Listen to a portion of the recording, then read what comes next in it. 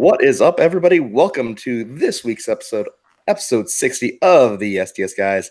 I am Jeremy. Hey, it's Larry. Hey guys, it's Nate. And I'm Scott. And we are the STS Guys, a weekly podcast where we sit around, shoot the shit, and talk about anything geeky, nerdy, and cool. What has been going on, guys, this week? I just made a mess trying to do a joke. That was pretty good timing, though, Scott. It was perfect timing, but now it's dripping everywhere. Does it look like you spilled soup on your pants? It's luckily I was able to aim it away from the crotchal region, so no, we're good. Shout out to Bears and Tanks spilling soup on his pants. You know what? You ain't cool unless you spill soup on your pants. Right? I made the spilled soup on my pants club. He was wearing it proudly, at least. Yeah. He wasn't ashamed. He wasn't. Like I said, at least there was chunks in it, so it didn't look like it was piss. Like you'd be like, "Did you just puke in your lap?" Yeah, if anything, it was throw up. Yeah. Yeah. Like if that happens, word of advice: leave the chunks on there, so because throw up is way more socially acceptable than pee. The one time in your life you're saying, you know what? It's okay. Leave the chunks. Yeah. If anything, leave them that day. Scott, you jinxed yourself, man. I know I did. I was like, I fixed the weird thing. We're gonna try it. So happy that I was like, I fixed my webcam loving to autofocus, and it's just a fucking retard, is what it is.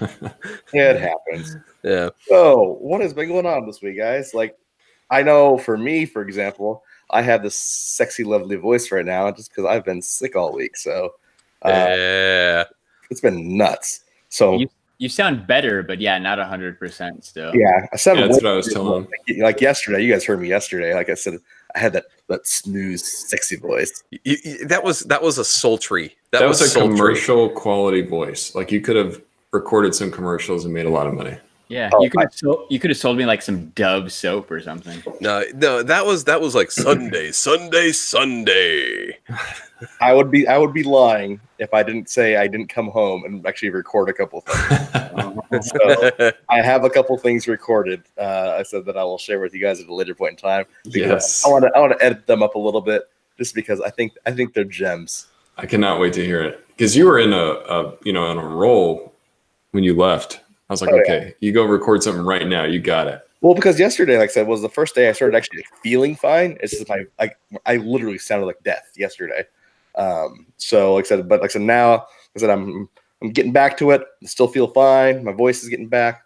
I'm on a roll. Plus, for my birthday, I ended up getting a late birthday present, opening up because I went to my UPS box finally, and lo and behold, guess what? Batman cereal. Ooh, that is beautiful. Got the Batman cereal. So I know Nate's been wanting that.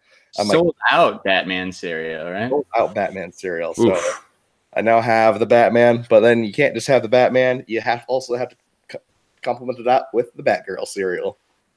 Bam, pow, 1-2 punch. Beautiful. Well, you know, gotta love that double pack. Well, I think it's the only cereal that I'm potentially going to get in the next 2 weeks because I think all of our hopes got dashed at Designer Con once they limited those boxes of cereal to 1,000 apiece. Oh yeah, no, like we saw those boxes and all of us were like, oh, I'm gonna buy one of each, and we're gonna go like get all these things. Like I'm gonna keep my collection. And we saw the 1,000. I'm like, I maybe will get one if that. And you're like, and that was like kind of the moment that we had all been waiting for. Like, when are they going to announce something? When are they going to announce something? And then they do, and we're like, oh, cool, 1,000, per day. Or we didn't even know what the limit was at first. We're just like, awesome. So what I have to do is Larry and I saw the post, and we're looking through it like, oh my god, these are awesome. We were going through each of them. Neither of us read the fine print. So we were texting back. I don't think it was there. Yeah, I think they updated it around like 4:00 in the afternoon. Because I text you guys about the limits. And they're like, "What? So where's that at?" Like, it's in the blog post. Yeah, it wasn't there originally. They had updated it. Thanks, Cameron. It's like a bait and switch. Yeah, bait and switch. Yeah, so they got limited to 1,000, which is like what 300 or something per day, 333. And it'll be 300 per day because they'll probably throw some in the Funko shop. Like it's gonna be hard. Yeah, it's gonna. My hopes were immediately dashed. Yeah, it was like, oh, I guess we're just going to cover it, not to do any personal shopping. I mean, I'm not going to give up for you guys, at least. I want to make sure you get your cereal. I will tackle children. I will run as fast as I can to make sure you get that Funko cereal. You'll do the weird power walk thing where you're not really running because you're probably not supposed to run in the exhibit hall. Yeah, so you don't want to get yelled at. Yeah, you don't want to get yelled at by security guards, so you do the weird little... You run like Whizzer from the second season of Jessica Jones. Oh, so true too. Because when I walk into SDCC, usually I get yelled at. Right? I'm booking it. So you do the power walk, man. Or you just ignore everyone doing everything anyways. I said you get lost in the crowd of people. It gets crazy. So like just run. Break the rules. It's fine. But like Nate said, we're not giving up yet. We will be at Designer Con Friday, Saturday, and Sunday next week. We hopefully will head to that Saturday morning's Funko booth. And if the con gods let us in, great. If not, I know we're still going to have a really good time. Oh, yeah. Yeah, I'm excited nonetheless. It's a trip with my friends. Of course, it's going to be good. It's our first official out-of-state, all 4 STS Guys trip. Yeah. Yeah, we're going to have to try to do something special, maybe like a live stream while we're in there walking the floor or something. Oh, it's going to be fun. It's okay. Yeah. We'll see how the internet is in that convention center. So there will be a live stream. I'm like, God forbid, like I said, we should run in with, hopefully we run into some gems. And I think we will run into some gems because I said when Larry was going through some of the Designer Con feed this week, there's a couple of different people that said, hey, you know what, come catch me at Designer Con. And you know, it just so happened to be a lady with googly eyes on her boobies. So I said, hopefully, I said we can bring that coverage to all of you out there in internet land because I think that is exactly kind of what you guys want to see. I think it'll be entertaining for all. Yeah, they're really promoting it too. If you guys don't know what we're talking about, go to DesignerCon on Instagram, check their story. They're posting all kinds of stuff from all the exhibitors that are going to be there. It seems like a lot of people are making some special stuff. So I think that we're going to see a lot of unique items from a lot of different people. Yeah, there's like over 300 vendors, and like Nate said, I swear DesignerCon's posted like 300 things on their story this week. Oh yeah, maybe more. I'm just going through some of the stuff, and even if we don't get anything really cool, I've seen plenty of things that have been posted. I'm like, that's actually a pretty awesome little like collectible thing. Like, yeah, they have these. This person posts these Fear and Loathing characters, but it's all Gonzo dressed as the Fear and Loathing characters. Like, I kind of want a couple of those. Like, those things are amazing. No, but you're missing the point though. Like, out of all of the DesignerCon features, there's only one DesignerCon feature that was important, and it was that crazy podcast that's giving out pogs at DesignerCon. Oh, that was in the story feed. Check out their story feed; it was up in there. Hey, I know them. I know those guys. I've seen that name somewhere before. Yeah, and that weird green logo. So geniuses. So does that mean no live podcast next Saturday night? We should try. I think we should try it still. In somebody's hotel room. Yeah. I think that'd be fun. Cool. And interesting. Special guest, Ian Doge. Yes. Yeah, Ian Doge. Why not? Yeah. It's a good time. So speaking of that, I just want to give a shout out to people in our chat that have joined us for our live stream tonight. We have Deathstroke Assassin, we have Study Boy NZ, we have Emotional Spectrum, we have Diddy McGuire, we have Lisa, Mr. Torres, we have Steve.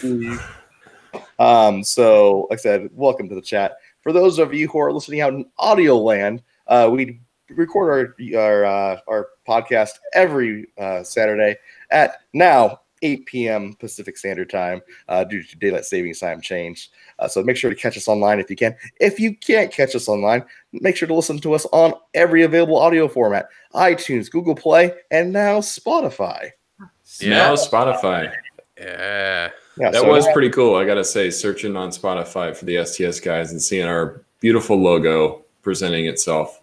Immediately hit follow if you come across that. So pretty much any place you can listen to a podcast at, you can catch an STS Guys episode. Yes. Yeah, I was actually I do have to say, for anybody who is a podcaster, look into the Spotify route. They have a really awesome platform if you have an RSS feed. They have like great analytics, and as Larry and I found, their search bar is probably the best that we've seen. It's not perfect, but it is definitely better than most other places that we go to. So check them out for anybody who has their own setup. It's well worth it. And they just kind of changed around the rules where it doesn't matter what hosting service you use. All you have to do is drop your RSS feed in, and like an hour later, you're live on Spotify. Yeah. So even if you had looked before and you thought, oh man, I can't get on Spotify, it's probably available to you now. So go back and check it out, all my podcast friends. Yes. Definitely a positive rule change, just because I know that was kind of a big hang up, because before you had to use their service, Spreaker, in order to host your podcast. But there's so many other podcasts that were hosted, through SoundCloud, through some Podbean, some other SoundCloud, Lisbon, some other hosting platforms. So this was definitely a huge win for those of you who have podcast RSS feeds that are outside of that Spreaker environment. Pretty cool. Pretty cool. You know what else is pretty cool? What else is pretty cool, Larry? I think Nate had a pretty good morning this morning. I did have a good morning this morning, Larry. So it was SDCC 2019 open registration this morning. Bright and early at 9 a.m. Pacific Standard Time is when the sale started. But of course, you got to be online like an hour early. And I was a little nervous because if you guys remember us talking about pre-registration, it was a little bit of a struggle for me to get really anything. I got a day pass on a Thursday, so I was going for more. I'm also going with my girlfriend, so I'm trying to get her badges. But it was pretty successful. I don't know if it was probably because I was in the buying group, because to be honest with you, I had 3 browsers open, thanks to Larry for lending me his registration code, or 4, excuse me. And I didn't get in on either one of them the whole time. So you're in there for an entire hour if you guys had not done it before, and you're just sitting there and watching this blue circle, hoping that something happens. But again, thanks to Larry, I'm in a buying group, and somebody bought for me and my girlfriend. So I lucked out and got Thursday and Friday badges. Thought about doing more, but I was like, you know what? I'm just going to do the 2 days. Don't be greedy. You already got the 2 days. Don't press your luck. Right. But you did 2 days last year too, and I think 2 days is enough. Yeah, I agree. I mean, sometimes you get there, you're like, man, I should have done 3, but after those 2 days, you were just exhausted. Yeah. So I'm really excited. It's the golden year for Comic-Con. It's their 50th anniversary, so I'm anticipating them doing something special. I'm not sure what that's going to be, but I'm excited to hear more as the year goes on. So now we just have to do the hotel sale and right, tickets, and it's a whole ordeal. Yep. But you know what? You have a team of people behind you. That's right. I have an awesome group of guys that always want to help me out, so I'm not too worried about it. It should be just fine. I'm excited though. I'm going to try to get some coverage while I'm there. It's going to be fun. Yeah, for sure. So it's official now. STS Guys are going to Comic-Con. Hey. Oh, yeah. Whoop, whoop. In. Hey. Yeah. You know what? They may not let us in as media, but by God, we're going to go anyway. Yes. We're going to check that one out. I got a theory about that one. But, I mean, overall, it seemed like most people got what they wanted for their badges. Like pre-reg, it seemed they were selling out really fast. This one, it wasn't quite as fast. So I think a lot of people were able to get in that maybe had problems in prior years. A couple of the people I know through Instagram were like, dude, I got tickets. I haven't got tickets in like 3 years. So I think they might have opened up a little bit more, kind of what Larry was talking about when we were talking about pre-reg, how they might have limited pre-reg a little bit to let more open be sold. I think that was the case. Well, and I think it gives an opportunity too, just for those people who haven't attended, but then also too, like, I think that pre-reg is a great thing, but in a situation where you're not going to have problems selling those tickets no matter what. Like, say for example, say if you didn't have pre-reg at all, say you pissed off 10,000 people, you'll have 10,000 other people that'll be happy to take those tickets. So true. Yeah, so I think, Larry, I think your theory is right. I think they limited the pre-reg greatly from what it was to allow more open registration, which I think it's a good thing. I do too. And it still worked out okay for Nate, so yes, it's all good. Whew, that was a stressful hour, but it worked out. It always is, man. Yeah. You know what else is stressful? No, bad segue. Did you guys see the I'm waiting to see what you're going to say.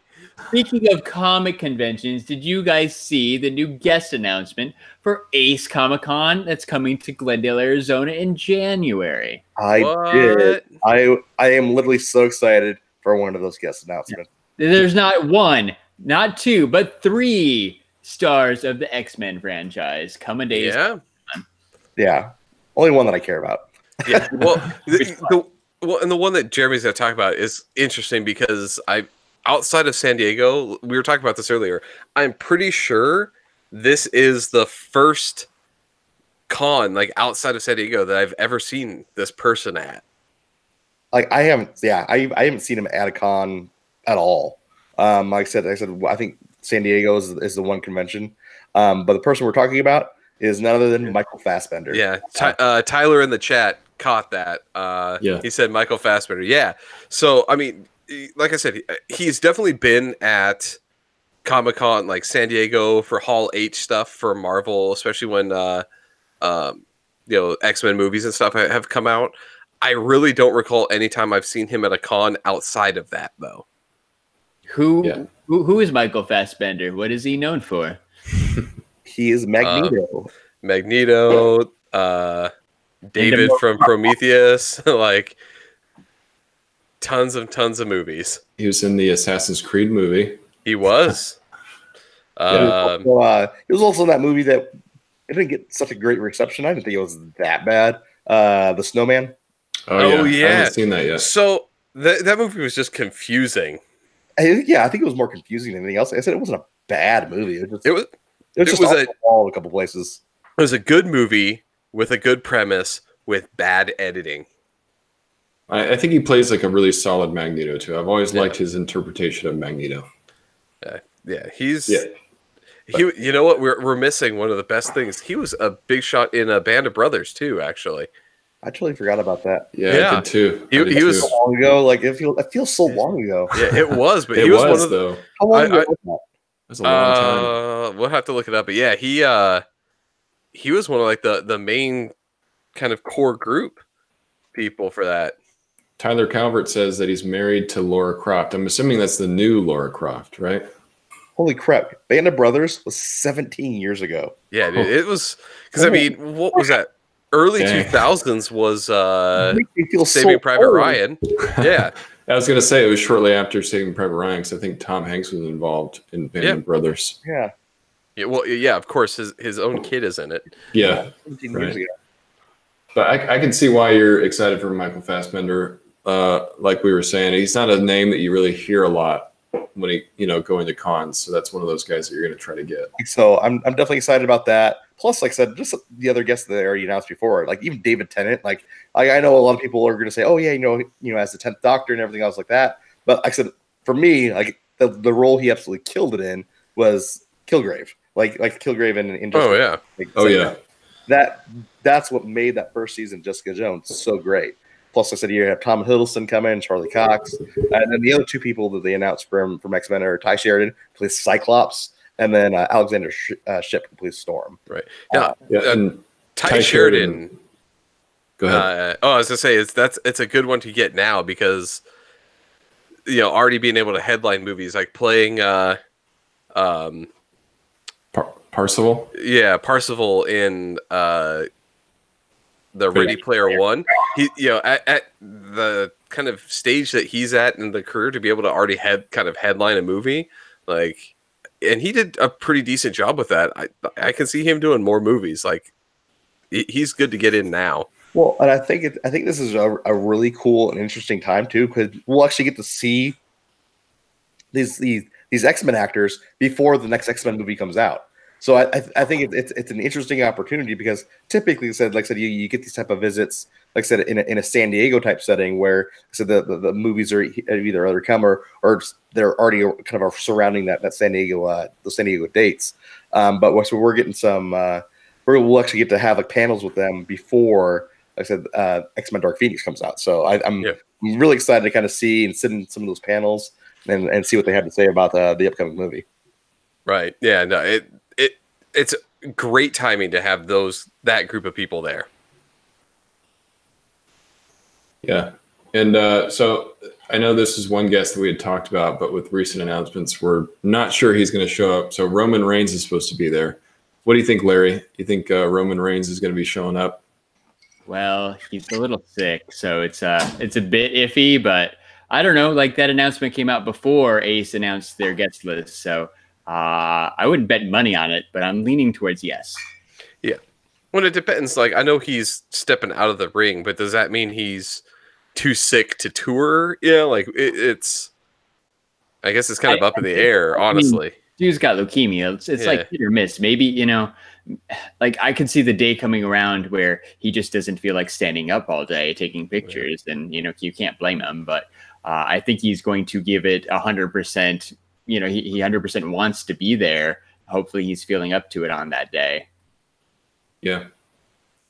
Definitely a good list of people, though. So I am most excited for Jessica Jones, Kristen Ritter. Yeah, and I've already purchased my autograph ticket for said Kristen Ritter because I felt for $65 that was a fair price for an autograph from one of my favorite Marvel stars. Yeah, her and Charlie Cox are both actually, like, in terms of autograph prices, at the same price. Like, they're impressive. To be able to go and meet them and do it for what, $65 is not bad. Yeah, there's other people like that Charles Martinet guy who does the voice of Mario, the woohoo, that charges $40 for an autograph. So for $25 more, I feel like there's a little bit of value in that Kristen Ritter and Charlie Cox price. Yeah. For $65, you get a person that's, I mean, outside of what they've done non-Marvel wise. Like, look at Charlie Cox, has 3 headlining seasons of a TV show under his belt. I think they're well worth the $65 price tag, considering what Michael Fassbender is and Tom Hiddleston are both $200 plus for their autographs. So. Hiddleston's $225. That's a lot. Yeah, but I mean, they're definitely a different caliber of actor, but still, Kristen Ritter and Charlie Cox are awesome. So I think that's a good price. Weren't we looking the other day, and at that Las Vegas Toy Con next year, don't they have those 2 guys from the Power Rangers that are like $40 each? Yeah. Okay. So to clue into this one, here's what I want to do. We have at least a couple of people. We have a couple people in the chat. Yeah, so let's just say this. Let's pull this out. So there is 2 of the guys, not the main 2 guys, that were in Super Troopers. And I even forget the characters' names, dude, from Power Rangers. It was Bulk and Skull. Bulk and Skull. Those are the ones I was thinking of. Yeah, Bulk and Skull. And then 2 of the Paul Soder and Eric Stolansky from Super Troopers. Yeah, Rabbit and Foster. Foster, yeah, were in there. And so Nate and I had a disagreement because... Well, hold on. Before we even do that, let's ask people in the chat, and then we can Who would you rather get an autograph from? Who would you pay more to see? Rabbit and Foster from the Super Troopers or Bulk and Skull from Power Rangers? You guys decide. So this started a controversy between me and Scott because we started arguing about what justifies a good price or a higher price for an autograph. Yeah, like... To me, I was on the side of Bulk and Skull, warranting a higher price because those guys are in the Power Rangers. Well, and that's what you said is you were commenting that the... Tyler, I'd pick neither. So the argument came out is this. Let's just put it this way. Nate was surprised that the Super Trooper guys who have been in movies were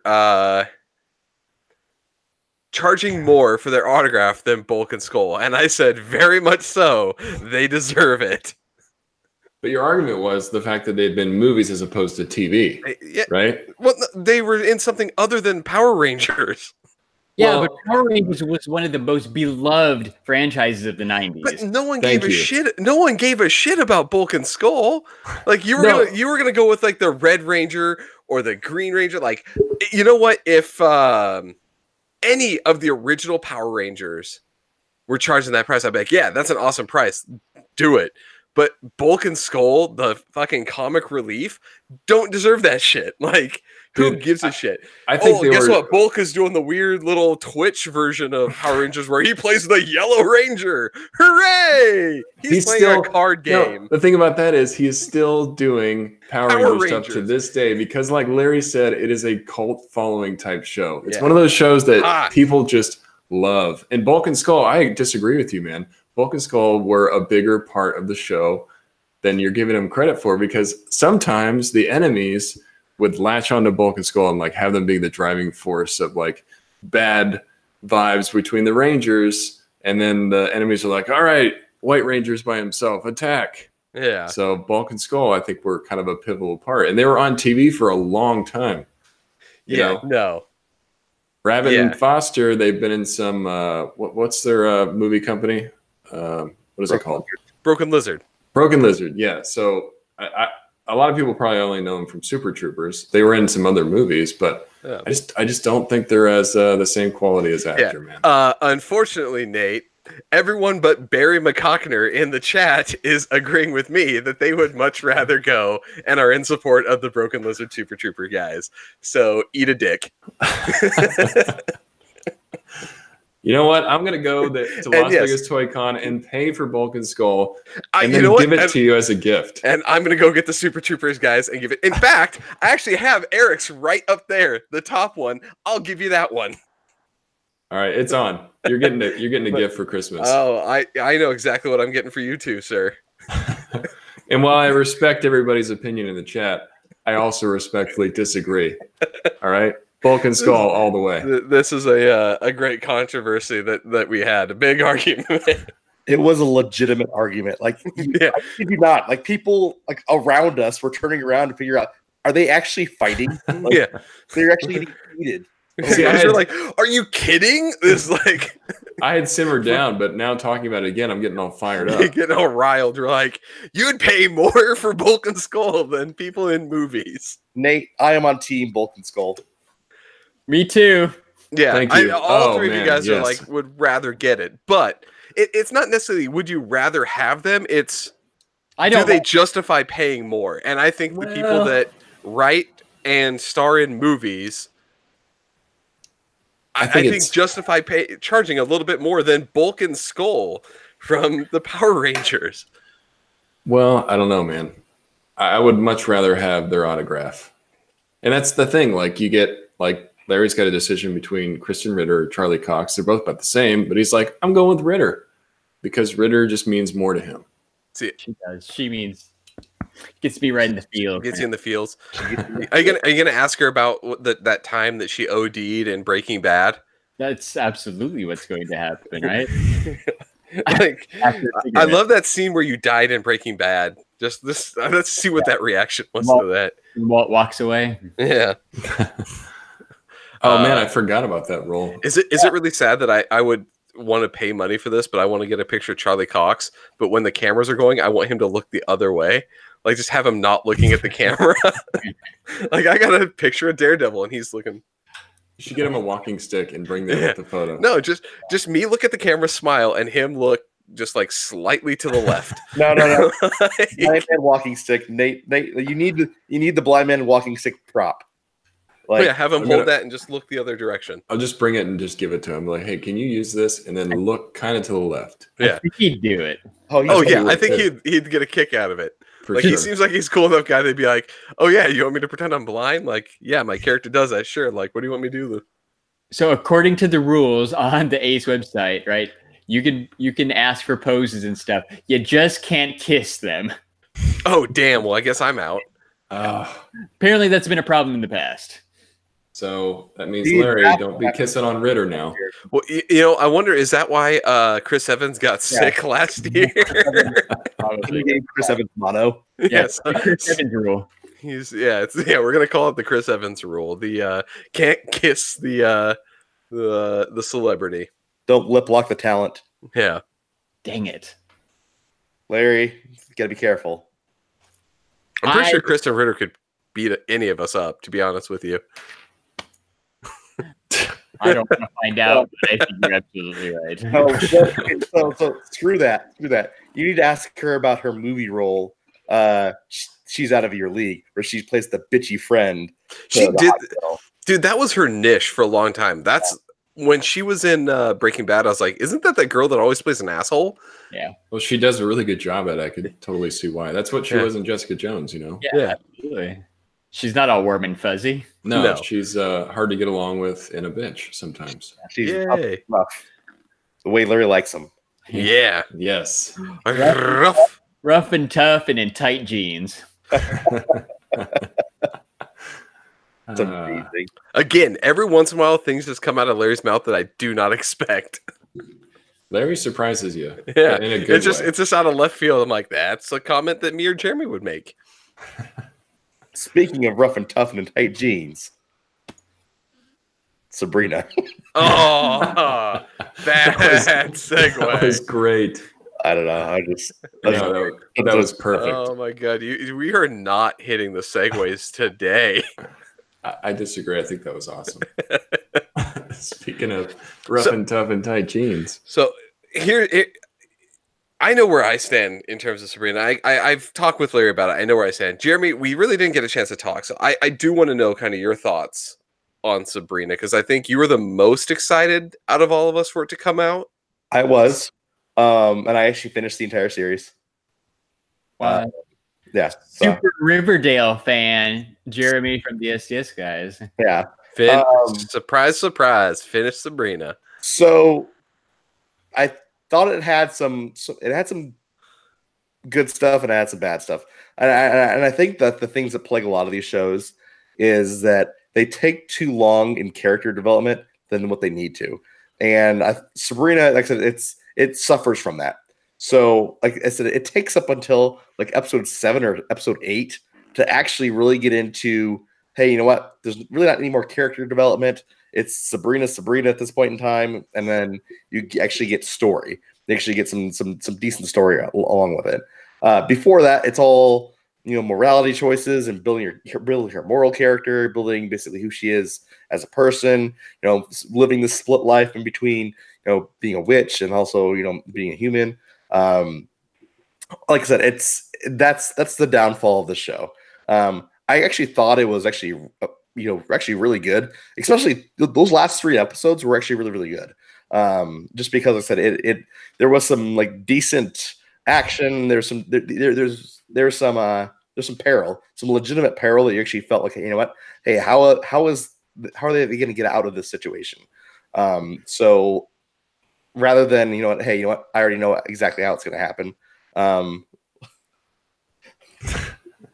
Jeremy stops talking. I'm just reading the chat. Somebody was saying that the screen was locked on you. Yeah, but you didn't stop talking, so I couldn't check. There we go. That was my fault. So thanks, Nerdsmithing, for the heads up. Thanks, Sorry to interrupt you, Jeremy. Hey, you're fine. So keep going. There's genuine peril. Yes. Yeah. So there's genuine peril in those last 3 episodes. So I'm actually looking forward to part 2, where basically she's kind of now fully stepped into her element. It's one of those things where like I said, it was kind of slow to start, but like I said, it wrapped up on a strong point where it actually made me excited for the second season. Yeah, I agree. It was better than I had expected because I remember Melissa Joan Hart Sabrina, but I didn't watch it a whole lot. I watched episodes here and there. It wasn't one of those shows that I was super into. So I wasn't really excited for Sabrina, but it was a show that I wanted to check out because I wanted to see how Netflix was going to do it. And they actually kind of surprised me. I think the quality of Netflix shows has just gotten so good. And you can see it with Daredevil now, the last season, which was awesome. Sabrina is really good. I watched that Maniac show, which was good. Netflix is doing a good job, and I enjoyed Sabrina a lot more than I thought I was going to. It was kind of a little bit darker than I was expecting, but it's almost like it's doesn't know if it wants to be the CW show, which is not wanting to push the boundaries, or if it wants to go that Netflix route where it's willing to go a little bit further. I think it kind of rests in the middle there sometimes, and sometimes it will go to one extreme or another. And I think that's why. Nate, what did you break? Yeah, I think that's why I like it, just because you have this conception in your mind of this family-friendly Sabrina the Teenage Witch from the Melissa Joan Hart era.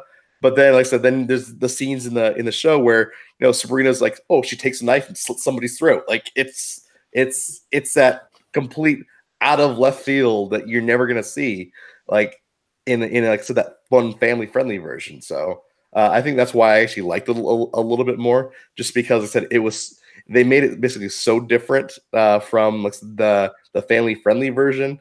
But then I said it also it was fun to kind of see some of the characters and how even some of the characters that were in this new version of Sabrina were honestly similar to their characters in the family-friendly version as well. Yeah, except that Salem doesn't talk. Yeah, but it's cool still. No, yeah, that's the thing is, first Salem needs to talk. Even if he's just like a little like Satan cat in this one, he needs to talk. Like they need to figure out a way to get him to talk.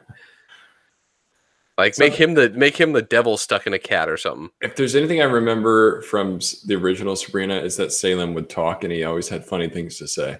He was a sassy kitty. I thought it was a key part of the show. Yeah, absolutely right. He was the most memorable part of that show. I only made it to episode 5. Episode 5 was the one where it's like 3/4 dream sequence. And it was really, really bad. It's really, really boring. Anytime you get a dream sequence episode, like a full dream, again, Netflix, stop with the fluff in your shows. Like, just cut the episode count down. You don't have to put shit like that in. Yeah, that was the one that broke me, and I'm like, I don't really want to watch this anymore, and I didn't. No, so here's I think brings up an interesting point about the devil worship. What did you guys think about that? Just because that was really prevalent throughout the entire show. And I said, I think it's even more so just because the Church of Satan actually is now suing Netflix for $150 million because they basically stole their effigy of the devil. Well, yeah, it wasn't their the whole worshiping the devil thing that they're mad about. They just put that statue up in, was that Georgia?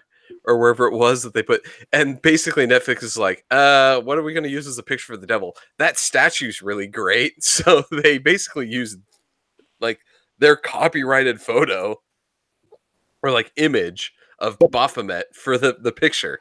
Is it necessary? So, and this is I think this is an argument they're going to use in court though, because they're a certified religious organization. So is it basically like using a Christian cross? Like, yeah. Is it open to anybody can use it, because there's Christian crosses used in every single type of different movies in several different ways. So I think that's the argument they're going to use in court to kind of oppose that, just because they basically want to be the religion. And I think have your cake and eat it too is what is kind of what they want. Yeah, they want to be a religion, but you can't. They want to be taken seriously, but they can't take any of the criticism, right? Yeah, and I think that's what it's going to be. Yeah. So let's go into the thing. I think I only made it an episode and a half in, and then at a certain point, I don't even remember what happened, but I got pulled away from the screen, and I was like, I don't have any intention to ever return to that show past the first thing. And for me, none of the characters within that first couple that first episode and a half, I didn't like any of the characters. Like they were trying to do all the building. Oh my god, yes. Yeah. Like they're awful. None of the characters. Yeah. The ants suck. The boyfriend sucks. Those 3 sisters from the school. I don't like any of these people. Yeah, like I didn't find anybody that I was like, wow, I like you. I'm rooting for you. And Sabrina's okay. She's okay at best. I was like, I don't care about any, like, you haven't done anything in the series to make me invest in any of these characters enough. Like Jeremy said, it takes 7 episodes for it to get good. You're a TV show trying to start its feet. Why do you wait 7 episodes? Like, you need to try to get everybody hooked in those first couple of episodes. Yeah. And it was so slow to get started, I could not get into it. See, it does. But like I said, and I think maybe it's the messed up stuff that, like I said, just keeps me entertained and watching the show. Like, so like the nerdsmith thing brings up. So there's a part basically where they do cannibalism in the show, where they're like straight up eating somebody. Or like, there's another part in this episode where basically this dude has to basically off his own brother. Like there's like messed up, like super messed up things in the show. Yeah. Like, you know what? They're not gonna do that. And then they go there and they're like, oh my God, they went there. So it makes you, like I said, for me, it made me want to keep watching just to see, like, basically, you know what, how far are they willing to kind of take this for basically a quote unquote CW type show? And they went really far with some of the shit in there. Yeah. Right. And I'm going to go ahead, Nate. No, you go ahead. I was going to say, I'm going to come in defense for the show a little bit because I actually made it to episode 7. I haven't finished it yet. But so a few things. I'll agree with Larry that the Batty Bat episode is probably one of the weakest. It's the dream sequence one. It's this demon Batty Bat that comes. But on the 6th episode, it actually gets pretty good. And there's like this exorcism that happens. But to Jeremy's point, at the end of that one, this girl has like this voodoo doll and like kills this guy by giving him a heart attack and crushing his chest. But there's just unexpected things that happened. And one thing I'll recommend, like, that made me want to watch the show even more is to watch it with maybe somebody else. Like I watch it with my girlfriend, and it actually makes it a lot more enjoyable because we kind of talk about like, oh, the old Sabrina, new Sabrina. But she enjoys it, and it makes me kind of want to watch a little bit more. And I'm actually enjoying it more the more I'm putting time into it. Yeah, you'll really like. So just speaking from experience, you'll really enjoy that last tail end of the season. I really did, just because I said it covers some messed up stuff. Like it takes some weird turns. Right, but so, if you have characters that are unlikable, how far can shock value really take you? Is the question I have. Like, yeah, you want to watch it just because how far is Netflix going to let them go? And all your things that you said you enjoyed about it, you never brought up that you're like, yeah, I really enjoyed this specific character. Like, they're all piles of shit. No, and so I disagree with that a tad, just because, like I said, it's the one fault of the show, like I said, and like also, that's what I've been saying since the beginning, is it takes too long to develop these characters. Like I said, the relationships and the intertwining between these characters, they get weirder and weirder and deeper, and they kind of take some different angles the deeper you get into the show. So like the sisters and stuff that are weird, and like so the friends and stuff like that, the future episodes, like I said, it's building all these different little itty bitty story arcs for each of these characters, where like so they start to different cross paths in different ways, where like I said, it makes you relate to the characters a little bit more. Like, so for example, that main sister witch, the one with the slick back hair. I said I hated that chick from the very beginning, the first story. But like I said, there's this certain path that character takes in those later episodes. Like, whoa, like I can see why she's kind of messed up the way she is, and why she hates people, and this, that, and the other. And then, like I said, there's this different path that she takes that makes you basically identify with that character a little bit more. Yeah. It's definitely a slower burn, and I think that's what loses people a lot, is that those first couple episodes don't do a whole lot to keep you going. For me, it dropped at a really good time because it was Halloween. I always try to watch a lot of stuff that's like Halloween related. So I'm like, all right, let's just get into the mood. Let's watch this show. And I've made it to 7. I plan on finishing it. But I can see how it's not for everybody, because there's just some things, like Scott had said, there's a lot of weak characters. There's a lot of people that you meet initially, you're like, oh, I don't really like that character. But to Jeremy's point, the more you learn about them, the more they show, the more you start to appreciate them in their role within the universe that they've created. So, I mean, I think it's a 50-50 split here between us, right? Two of us kind of like it. Finally, someone on my side, because everyone was giving me so much shit for liking Riverdale. I'm gonna take flack again for this for liking Sabrina. See, I didn't even. No, you know what? I didn't watch Riverdale. I will put it this way: like I've tried both. I think Sabrina is a million times better than Riverdale. It's just for me, I just don't like it. I couldn't. The characters are what really drove me from it. I need to find somebody that I actually like or get vested in. Yeah. Hey, it's a character. Can I get invested in? Yes. And by the way, as a follow-up to that, I watched the first episode of that show, and it's a pile of shit. I will admit it. Like, is it better than Riverdale? Yeah, it is. But it was still a pile of shit. Wait, you watched Murphy Brown? Yeah. I told you I would. I'm a man of my word, goddammit. How did we not find out about this until right now? I know. Yeah, I don't know. I don't know. I'm gonna question that one. It's like I said, it's awful. It's awful.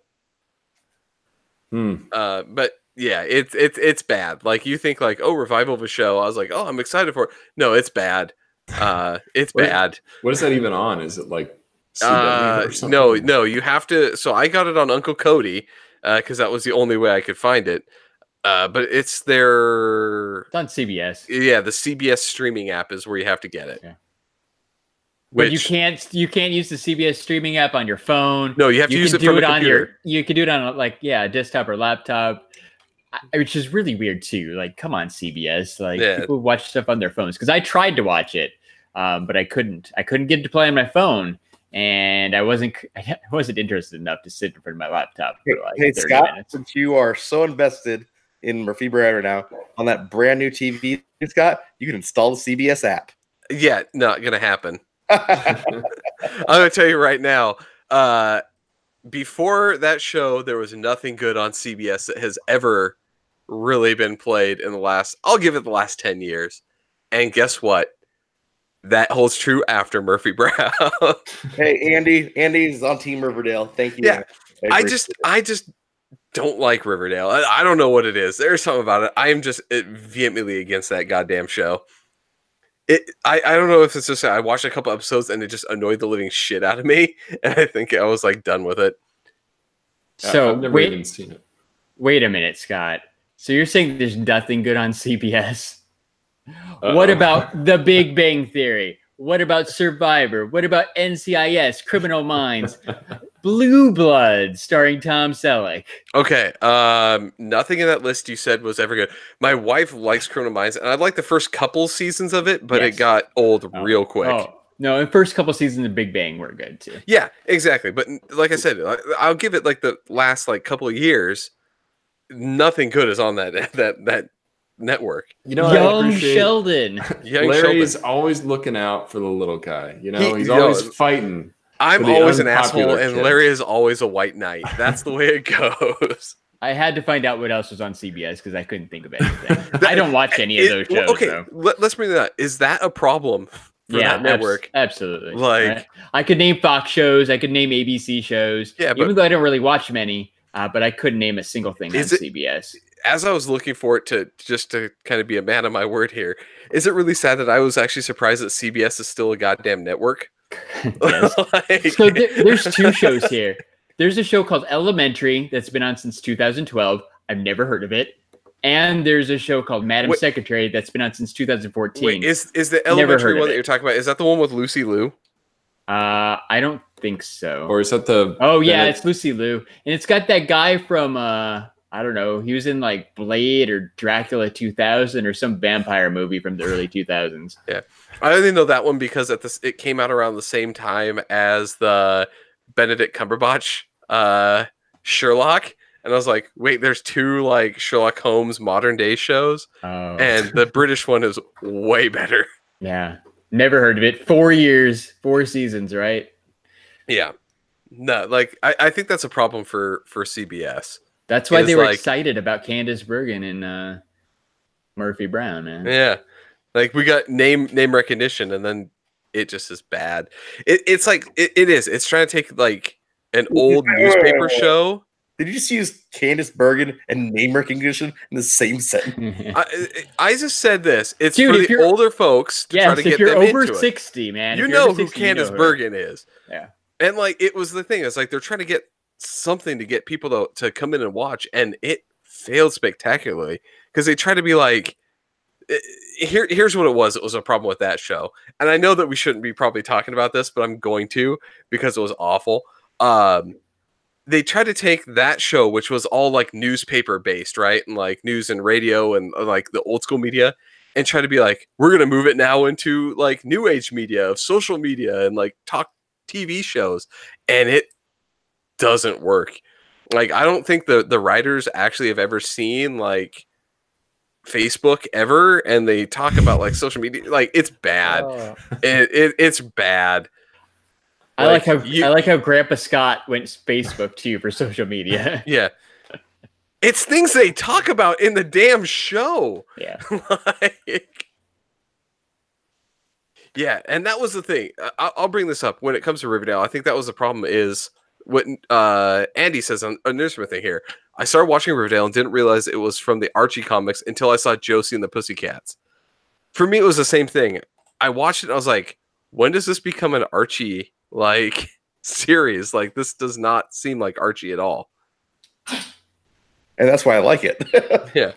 Because it's not Archie, not like clean old Archie and Jughead and going to the sock hop and going to the sugar bowl and all this like crap. Like it has like some references and stuff like that, but as I said, it's not your typical Archie series. Yeah.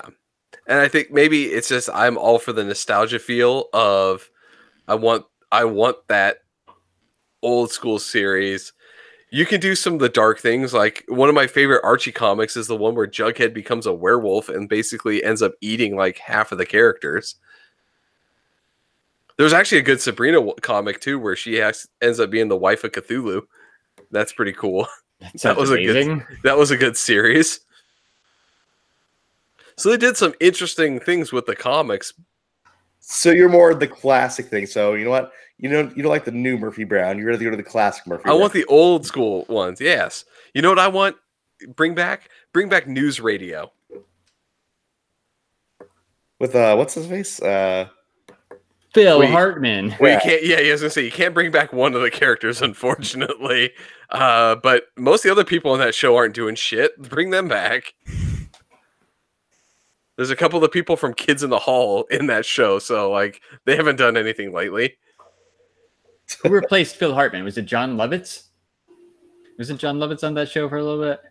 I think so, yeah. You know, Andy Dick.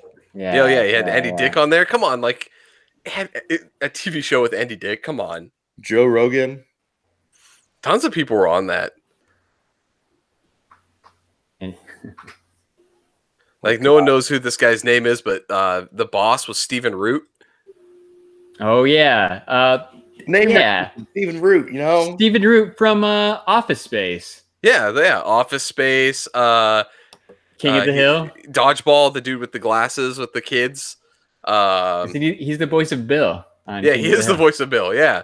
Like, what else was he in? I'm trying to look at. I'm actually looking up the cast here, and yeah, it was John Lovitz that you're talking about. Patrick Warburton, that's the other guy I was thinking of. I'm okay. Don't mind me. What's going on? Lenore.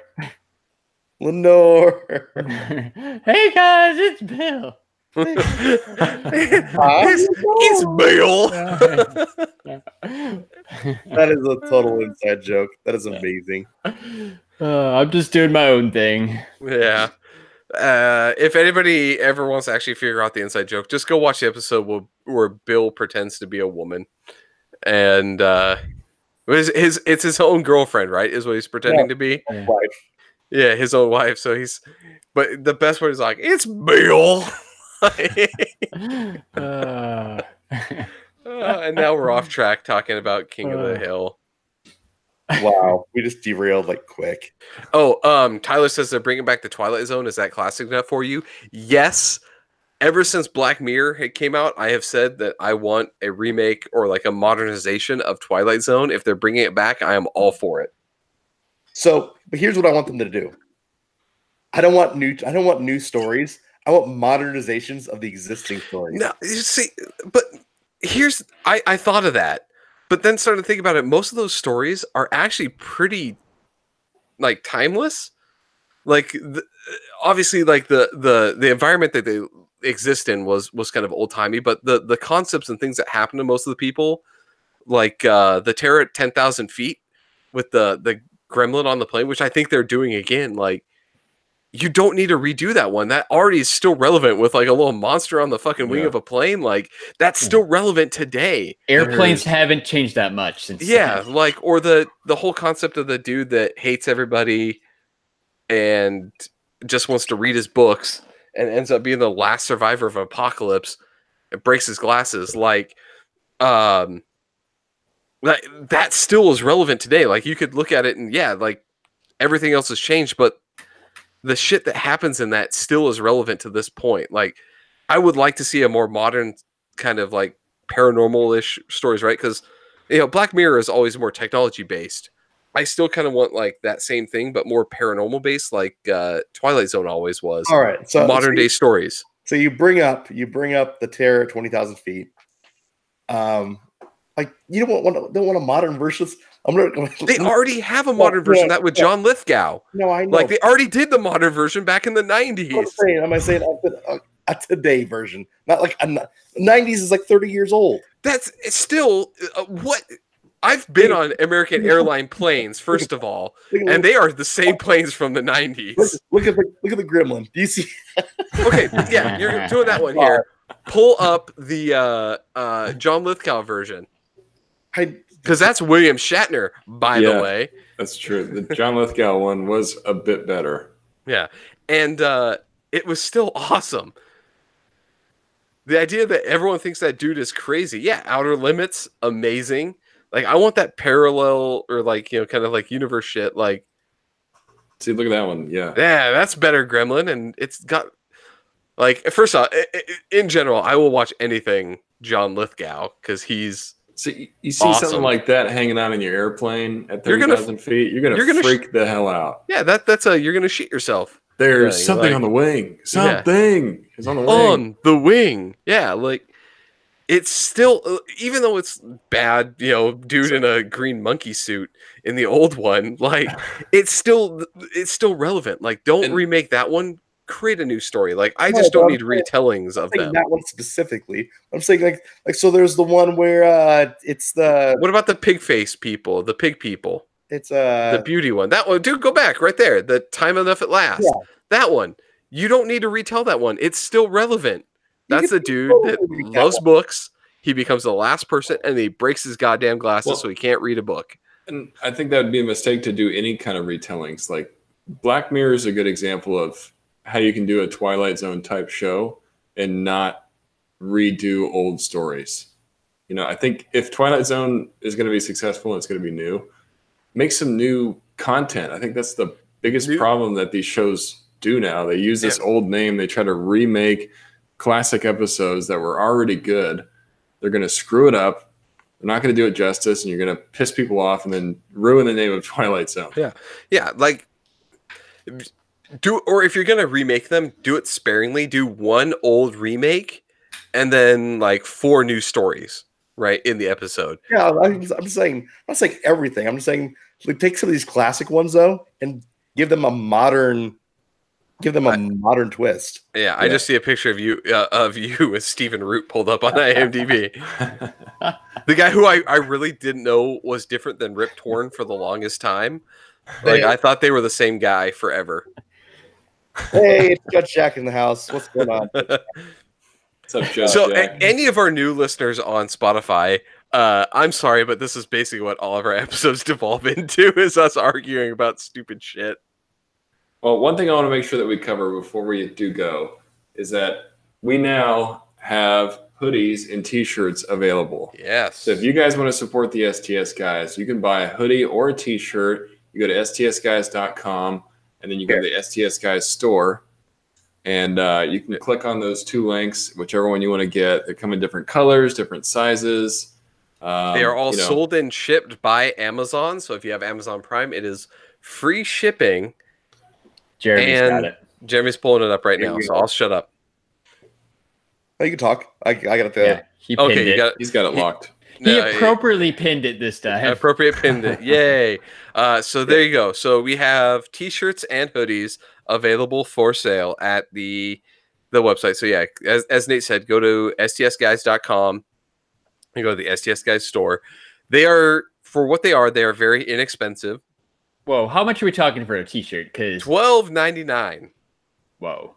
That's like, yeah, that's a good price because you can get t-shirts at Target for that much. And if you're a Prime member, that is the price shipped, and plus whatever tax is in your locale. Yeah. So Jeremy has it pulled up here.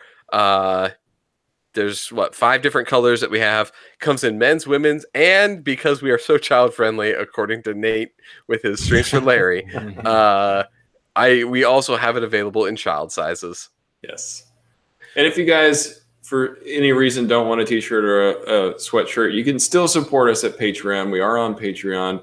You can do monthly donations. We have different tiers. We just appreciate you guys being here and hanging out with us. But if you guys want to go a little bit further, maybe show some more support by getting a hoodie or a t-shirt or supporting us on Patreon, we really appreciate it. Yeah, we literally do not make any money on the shirts at all. Yeah, no, Jeremy and I had that discussion. We make 3 cents per t-shirt that we sell. And that's just because cost offset or whatever, we couldn't do it at cost.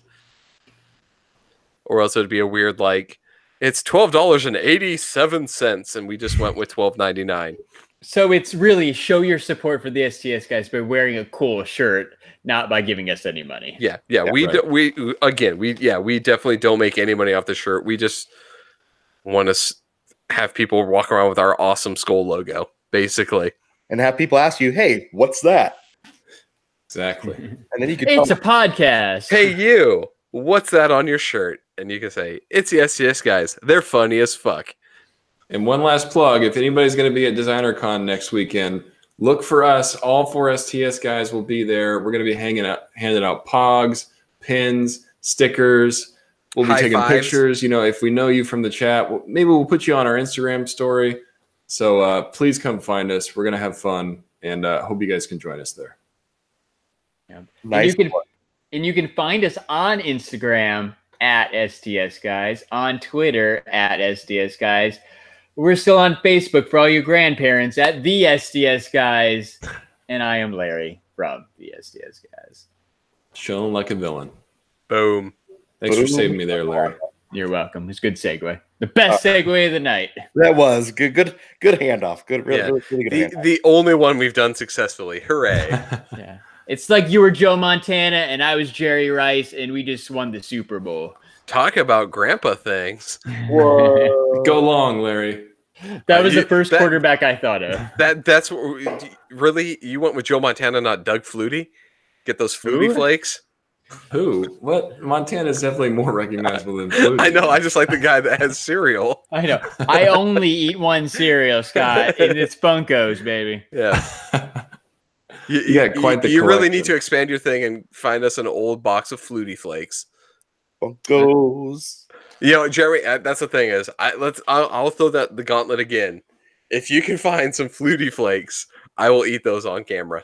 Are you? Don't you friggin' dare me. Hey guys, if we get, go ahead, Larry. Oh, I was gonna say that can be our Super Bowl episode. And if we get really lucky next week, next week, we might have some new exclusive Funko cereals. Yes. Hopefully. Dude, they're like $5, like on eBay. Like they are not. Flutie Flakes? Yeah, Flutie flakes. Here we go. Look at this. $6.70. Guess what, sir? You're gonna eat some cereal. I said, you know what? Like I'm not afraid of it. I will do it. I will eat some Flutie flakes. It sounds kind of gross. It sounds like something like a scalp condition. I got Flutie Flakes. Yeah, you know what it is? I've had them before back in the day, dude.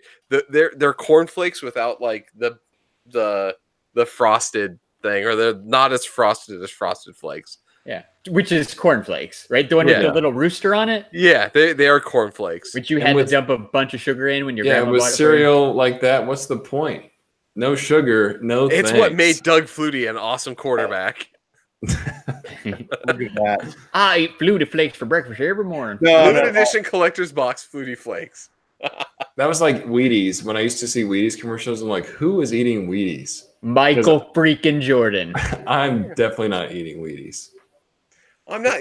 I did not agree. I agreed to Flutie Flakes and Flutie Flakes alone, sir. How about Joe Namath Wheaties? Ooh, Look at that classic box. is that a hologram? That looks like it may be. I bet that smells like a sawmill. Super Bowl 3. I am not eating Super Bowl 3 cereal. Holy crap. Starting bid $15. Oh, hell no. Oh, hell no. It says Super Replay, so it might not be just 3. I don't think it's really from Super Bowl 3. Milk logo. It's low fat. It is filled with vitamins and minerals and probably tastes like vitamins and minerals. 100% whole wheat, Scott. Yeah. Nice. Let's see here. Let's get the class.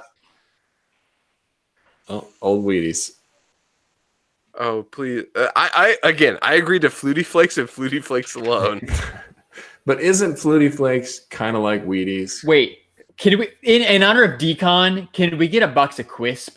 Quisp. Oh, wow. I've never had Quisp, and I have no idea what it is, but it seems appropriate. That is, speaking of old men. Oh, look at that Jordan box. That's sweet. $50 a box.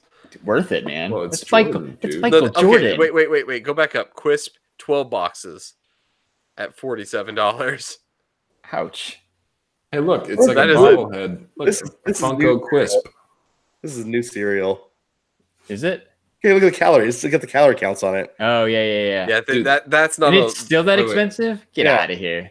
Go back. They have a Funko Wacky Wobbler of that Quisp. is 12. That's $12 for 12 of them. That's actually not that bad. That's a couple bucks a box. Yeah, It's a case. Yeah. That's just the box. We don't need that though. That's too much Quisp. Where's There that you Wacky Wobbler? It's at the top. Let's get some Wheaties. Let's get some Michael Jordan. Wait. Well, go back up.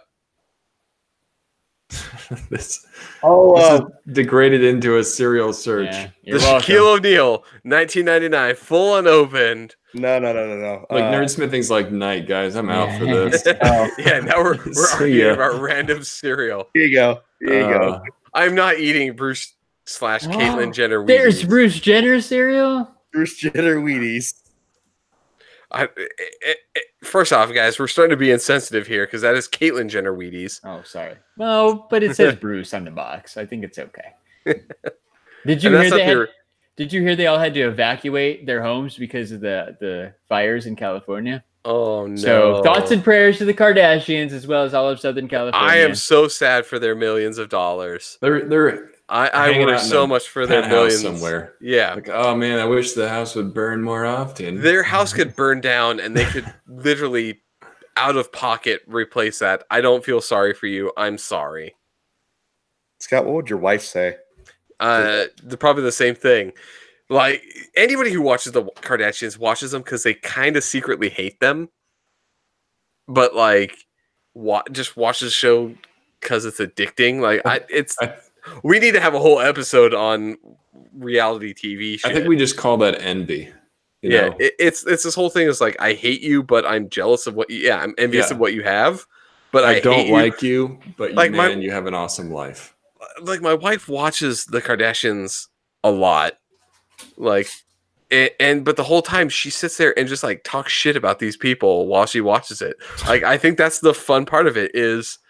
You can watch a TV show and just literally badmouth the people on there, and you know make yourself feel better that you're not a horrible, disgusting human being like any of them are. Hey, those are some national treasures you're talking about. Oh, are they? And silence. And that's it. They broke the internet. Hey, remember they broke the internet before Wreck-It Ralph. We just broke the episode. Broke the internet. Yeah, and we just lost all of our listeners. Hello. Actually, we've gained 3. So for episode 60 of the STS Guys, I've been Jeremy. Hey, it's Larry. Hey guys, it's been Nate. And I'm Scott. And we're the STS Guys. Have a great night, everyone. Bye. Bye. Bill. Bill. Hi, Bill. I'm Bill. Thank you for watching STS Guys. Don't do this to habits. Oh, God. Bye.